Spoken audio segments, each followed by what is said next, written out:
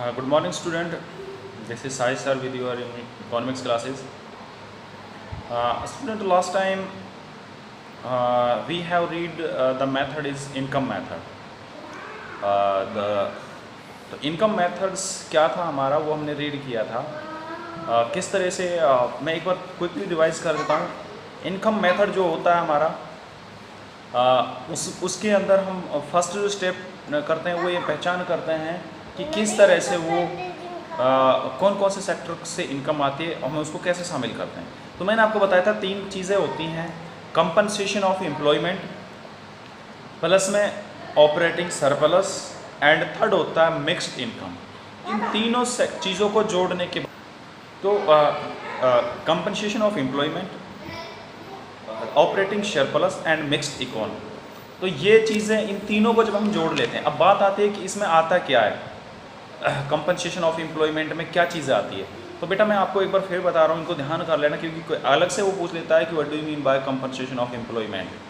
तो क्या होता है, इसके अंदर हम शामिल जो करते हैं wage and salaries in case, payment in kind, यानी कैश सैलरी मतलब जो भी आप फैक्टर सर्विस लेते हैं उसके बदले में जो आप सैलरी देते हैं उसको केस देते हैं आप, या दूसरा पेमेंट इन काइंड, या दूसरी तरह से कई तरह से पेमेंट आप करते हैं, जैसे पीएफ फंड वगैरह देते हैं, सामाजिक सुरक्षा जो भत्ता होता है उस तरह का.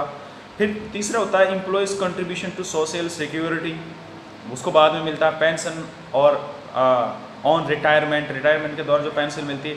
ये तीनों चारों चीज़ें जो है वो कंपनसेशन ऑफ एम्प्लॉयमेंट में आती है. अब एक नंबर में आपसे क्वेश्चन ये पूछ ले कि एम्प्लॉयर से कंट्रीब्यूशन टू सोशल सिक्योरिटी ये किस में आता है, क्या ये कंपनसेशन ऑफ एम्प्लॉयमेंट है या ऑपरेटिंग सरप्लस है. तो ये चीज़ ध्यान रखने की कंपनसेशन ऑफ एम्प्लॉयज़ है. ठीक है.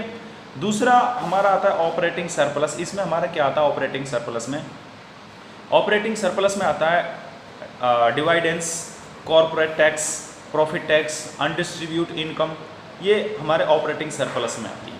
फिर हमारे मिक्स्ड इकोनॉमी होती है, जिसमें हमारे जो छोटे स्मॉल फार्मर्स होते हैं, जो स्केटर्ड फील्ड्स होते हैं, वहाँ से जो इनकम आती है, बिखरी हुई इनकम जिनका रिकॉर्ड नहीं होता है, उनको मिक्स्ड इकोनॉमी होती है. तो इन तीनों जो 3 चीज़ें हैं, इनको हम जब ऐड कर लेते हैं, जोड़ लेते हैं, तो हमारा जो बनता है वो जीडीपी बन जाता है, एनडीपी बन जाता है. जी नहीं बनता है क्योंकि ग्रोथ नहीं होता इसमें, इसमें कोई डेप्रिसिएशन नहीं होता, इसलिए ये एनडीपी बनता है सीधा.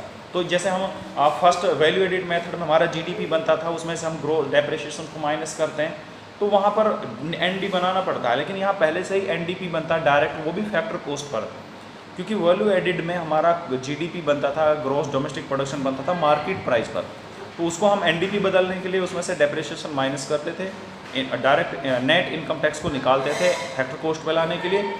लेकिन इनकम जो मेथड है इसके अंदर हम compensation of employees, operating surplus and mixed economy, इन तीनों को जब हम जोड़ लेते हैं तो डायरेक्ट हमारा एनडीपी निकल आता है, वो भी फैक्टर कॉस्ट पर. तो हमें यहाँ ज़्यादा कुछ नहीं करना पड़ता है, सिर्फ इसमें हम NIFA और जोड़ देते हैं, नेट इनकम फ्रॉम एब्रॉड, उसको हम जोड़ देंगे तो सीधा हमारा NNP फैक्टर कॉस्ट पर बन जाएगी, जिसको हम राष्ट्रीय आय कहते हैं. That's clear.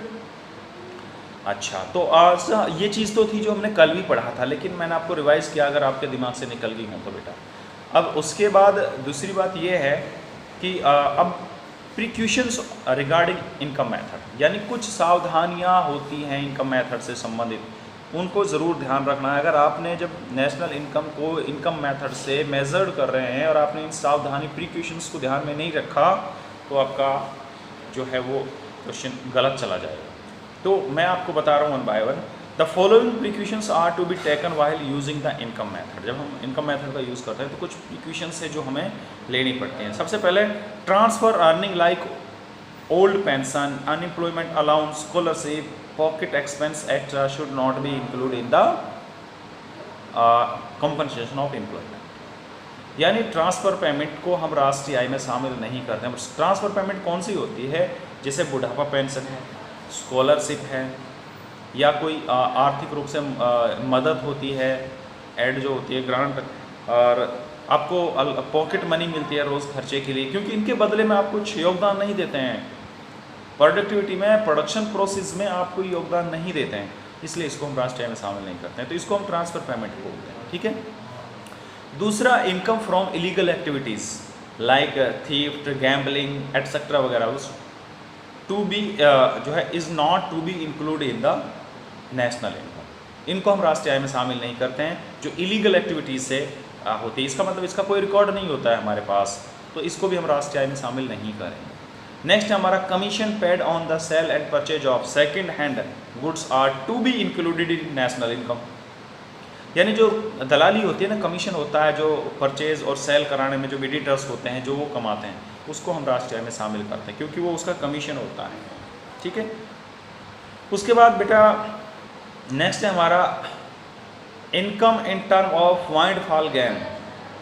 वाइंडफॉल गेन का मतलब होता है ऐसी इनकम जो अचानक आपको प्राप्त होती है, जैसे लॉटरी लग गई आपको, तो इस तरह की इनकम को भी we should not include in the national. उसके बाद आपका अगला है imputed rent of owner of kept house is to be treated along with rent as a component of factor income. हाँ, इम्प्यूटेड रेंट को हम राष्ट्रीय आय में शामिल करते हैं, हिंदी में इसको आरोपित मूल्य बोलते हैं। इसका मतलब ये होता है कि जिस मकान में मालिक खुद रहता है उसका आरोपित मूल्य यानी इम्प्यूटेड रेंट हम लगा लेते हैं कि अगर हम इसमें खुद नहीं रहेंगे तो इतना इनकम, इतना रुपए पर मंथ हमें मिलेंगे, उसको हम राष्ट्रीय आय में शामिल कर लेते हैं। नेक्स्ट है हमारा जो कॉर्पोरेट टैक्स होते हैं, जैसे डिवाइडेंड एंड अनडिस्ट्रीब्यूट प्रॉफिट होता है, वो all components of corporative tax होते हैं। Once profit is include in the estimation of national income any of these component should not be spread added. ये ध्यान रखना, जो कॉर्पोरेट टैक्स हैं जैसे डिवाइडेंड है, अनडिस्ट्रीब्यूट प्रॉफिट है, उनको हम अलग से शामिल नहीं करेंगे क्योंकि जब हमने उसको पहले ही प्रॉफिट हुआ था उसमें उसको इंक्लूड कर लिया। नेक्स्ट है income tax is paid out of compensation of employ. जो इनकम टैक्स होता है जो एम्प्लॉयज़ को अपनी आय से देना पड़ता है, it should not be added in the estimation of national income, तो उसको हम राष्ट्रीय आय में शामिल नहीं करते। Wage and salaries in case and kind as well as social security contribution by the employ on behalf of employees are all components of compensation of employees. Any of these components should not be separately added. Once अलग से हम, वो कहने का मतलब है कि जैसे वेज दे रखी, मतलब आपसे वो न्यूमेरिकल्स क्वेश्चन दे दिया, उसमें आपको ये इतनी उसकी वेज है, इतनी सैलरीज है, इतना केस मिला है, इतना सिक्योरिटी फंड, अलग अलग टर्म्स में दे रखे हैं, और एक साथ आपको दे रखा है उन्होंने कंपनसेशन ऑफ एम्प्लॉयज़ 2000 रुपये, फिर नीचे दे दिया कि उसका सैलरी 1000 रुपये, सिक्योरिटी सोशल 500 रुपये। तो अब क्या है कि जब हम नेशनल इनकम को कैलकुलेट करेंगे तो हम इनको अलग से नहीं जोड़ेंगे क्योंकि ये वो आपको कंफ्यूज करेगा, क्योंकि ये जो सारी चीज़ें ये तो सारी कंपनसेशन ऑफ एम्प्लॉय में पहले ही ऑलरेडी इंक्लूड है, तो इसलिए उन चीज़ों को शामिल नहीं करेंगे। Separately we could not include in the national income, ठीक है, तो उसमें हम इन चीज़ों को शामिल नहीं करेंगे। तो बेटा all tax by the government are received as compulsory transfer payment. जो गवर्नमेंट टैक्स रिसीव करती है आपसे, जो कंपलसरी है, वो सारे ट्रांसफर पेमेंट है, तो these are not to be include in the estimation of national income, इसलिए हम इसको राष्ट्रीय आय में शामिल नहीं करते हैं। यानी वो सारे टैक्स जो गवर्नमेंट आपसे रिसीव करती है वो सारे ट्रांसफर पेमेंट होते हैं, क्योंकि गवर्नमेंट आपको बदले में कुछ नहीं देती है, गवर्नमेंट कोई प्रॉमिस नहीं करती कि आप हमें टैक्स दो, हम आपको ये देंगे। टैक्स एक कंपलसरी पेमेंट होती है, जो जिसके ऊपर वो इम्पोज किया जाता है उसको गवर्नमेंट को किया जाता है, पेमेंट किया जाता है, ठीक है। तो बेटा ये आपकी जो थी पूरी इनकम मेथड हो गया था। अब अगला हमारा होगा एक्सपेंडिचर मेथड, ठीक है। तो ये आप ध्यान से पढ़ना, बुक एक बार ज़रूर देखना, जब आप मेरी इस वीडियो को देखें उसके बाद बुक को ज़रूर देखना है, बहुत सारी चीज़ें आपको समझ आ जाएंगी। फिर भी अगर प्रॉब्लम हो रही है तो स्टूडेंट्स आप मेरे से बाई थ्रू कॉल और मैसेज से कर सकते हैं। तो thank you for your kind attention.